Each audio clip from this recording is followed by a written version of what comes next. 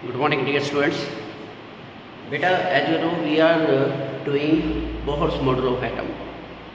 So Bohr model की जो description थी वो हमने लास्ट वीडियो में डिस्कस कर ली थी. उसकी major contributions towards the atomic model. आज हम लोग डिस्कस करेंगे the limitations of Bohr's atomic theory, that why Bohr's theory gets ruled out. इसको रिजेक्ट क्यों किया गया, ग्राउंड ऑफ क्यों किया गया. तो major limitations of Bohr's atomic theory पर क्या क्या थे, किस किस वजह से बोहर एटॉमिक मॉडल को प्रेफरेंस नहीं दी गई, या क्या कारण रहे जिनकी वजह से हमें एक नए एटॉमिक मॉडल की ज़रूरत पड़े. Okay, the very first thing जो एक सबसे बड़ी एक ड्रॉबैक रही थी बोहर मॉडल की, वो ये थी कि बोहर ने एटॉमिक मॉडल में सिर्फ यूनिलैक्ट्रॉन सिस्टम को डिस्कस किया था. अगर सीधी सीधी बात करें तो कहने का मतलब ये है कि बोहर ने अपना सारे का सारा जो मॉडल था वो आइसोलेट किया था, या आप कह सकते हो स्टडी किया था, डिपेंडिंग अपॉन हाइड्रोजन एटम और हाइड्रोजन लाइक स्पीशीज, मतलब यूनी इलेक्ट्रॉन सिस्टम की. सबसे बड़ा कारण यही था इसके फेलियर का, जो बेसिक रीज़न था कि मल्टी इलेक्ट्रॉन सिस्टम के लिए ये मॉडल एप्लीकेबल नहीं था.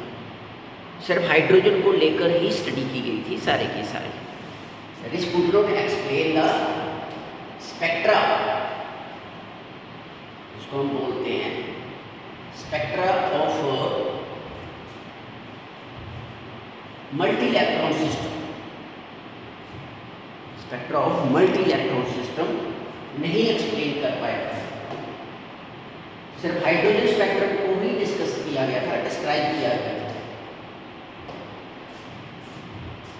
Could not explain the spectra of atoms containing more than one electron. ठीक है, मल्टी इलेक्ट्रॉन सिस्टम में ये रूल आउट हो गया. दूसरी बात, could not explain Zeeman effect and Stark effect. अब ये क्या थे, Zeeman effect और Stark effect क्या थे? हम लोगों ने स्टडी किया था स्पेक्ट्रम, एटॉमिक स्पेक्ट्रम, जिसमें Lyman, Balmer, Paschen, Brackett, Pfund series वगैरह हम लोगों ने डिस्कस की थी. तो एक्चुअली क्या होता है कि जब हम एटॉमिक स्पेक्ट्रा के ऊपर एक्सटर्नल इलेक्ट्रिक और मैग्नेटिक फील्ड अप्लाई करते हैं, तो जो हमारे पास लाइंस ऑफ स्पेक्ट्रा प्रोड्यूस होती हैं वो डिस्टर्ब हो जाती हैं, स्प्लिट आउट कर जाती हैं. स्टार्क इफेक्ट और जीमैन इफेक्ट, एक्चुअली स्टार्क और जीमैन ने ये ऑब्जर्वेशंस ली थी कि जब हम स्पेक्ट्रल लाइंस के ऊपर एडिशनल एक्सटर्नल इलेक्ट्रिक और मैग्नेटिक फील्ड अप्लाई करते हैं, then those spectral lines gets split up. You can say there exists a disturbance in their series, and this effect is called Zeeman and Stark. Zeeman effect was the splitting of spectral lines in external magnetic field, and Stark effect was the splitting of spectral lines in external electric field. Okay, जैसे हमने discharge tube experiments में देखा ही था कि anode rays, cathode rays के ऊपर जब external electric and magnetic field डाली जाती है या उनको पास आउट किया जाता है from the external electric and magnetic field, they gets deflected towards either of the ends, negative और पॉजिटिव टर्मिनल, नॉर्थ और साउथ पोल्स की तरफ वो क्या हो जाती है, बेंड कर जाती है. यहाँ पे जो स्पेक्ट्रल लाइंस प्रोड्यूस होती हैं, जो हमने डिस्कस की थी आपकी इसमें लाइमन सीरीज़, बाल्मर सीरीज़ और वो सारी की सारी जो सीरीज़ ऑफ लाइंस हमारे पास प्रोड्यूस होती हैं इन स्पेक्ट्रम, जब उनको हम स्टडी करते हैं इन external electric and magnetic fields में, तो वो डिस्टर्ब हो जाती हैं. अब कॉज और डिस्टर्बेंस क्या रहता है, वो क्यों स्प्लिट कर जाती हैं, वो एनॉमलस बिहेवियर क्यों शो करती हैं ये spectral lines in presence of external electric and magnetic field. This fact can not explain by the Bohr's theory. Bohr ये चीज़ एक्सप्लेन करने में फेल हो गया था। Third one, Bohr had treated electron only as a particle. ये भी एक प्रॉब्लम थी।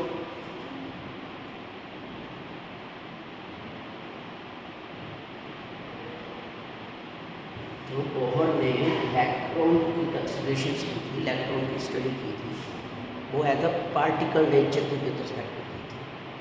ठीक है, that is vibration of D Broglie concept. Actually दो कंसेप्ट आए थे बाद में, जिनके विद रिस्पेक्ट में बोहर में काफ़ी ज़्यादा लिमिटेशंस पाई गई थी बोहर थ्योरी। एक था डी ब्रोगली कंसेप्ट, जिसमें dual nature of matter discuss किया गया था, जो हम अभी डिस्कस करेंगे।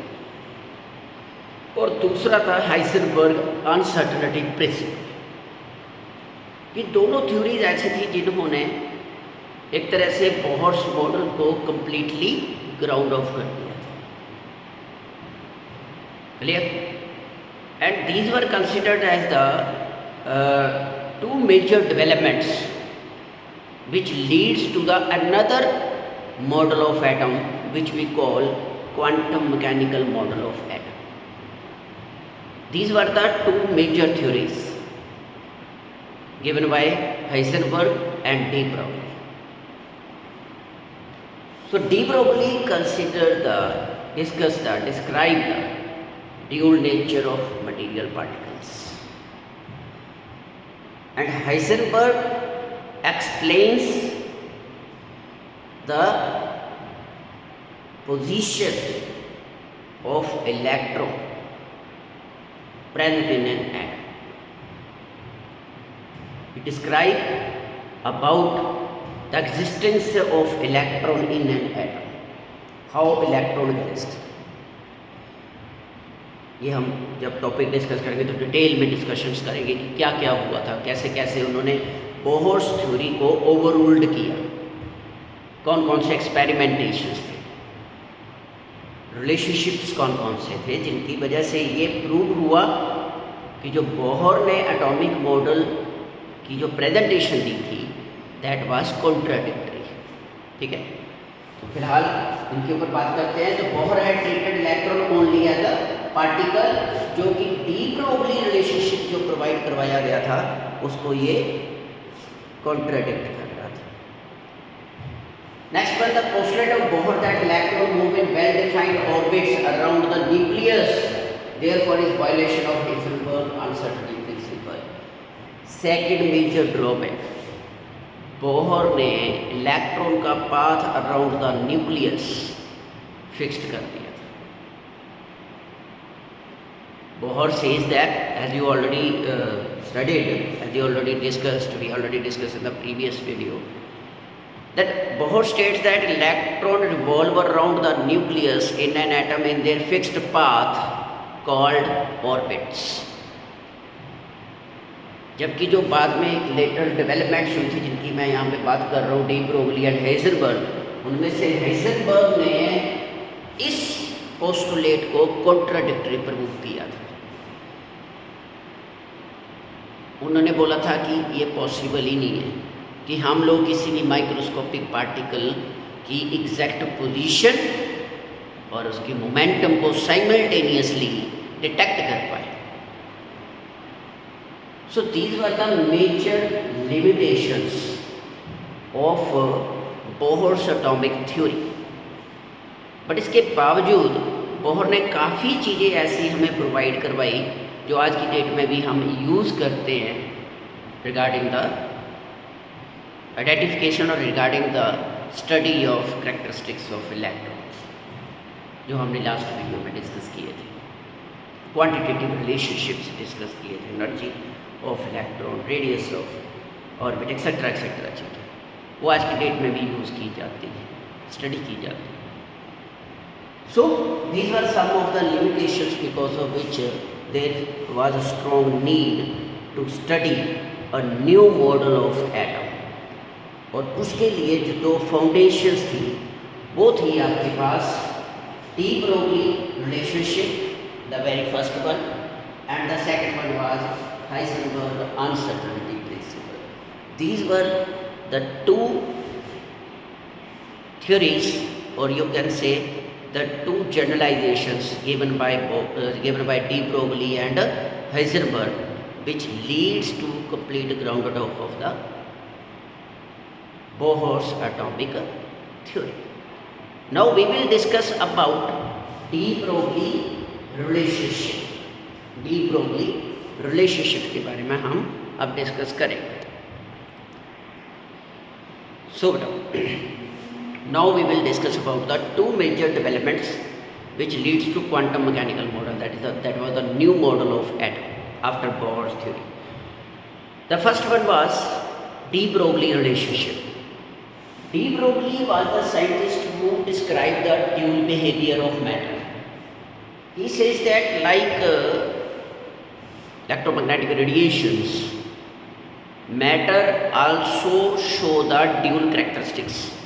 That is, matter also have dual nature, wave nature as well as particle nature. So de Broglie explains the dual behavior of matter by giving a particular quantitative relationship which explains this duality of material particles. The first one was, he takes the relationship between energy and frequency given by Max Planck from Planck's quantum theory. He picked up the relationship between energy and frequency of the radiation.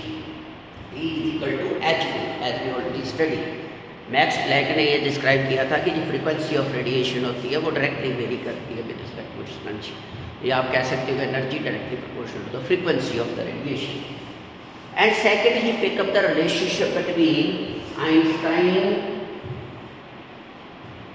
Mass energy relationship, that is Einstein's mass energy relationship को उसने pickup किया और इन दोनों relationships को मर्ज किया आपस में.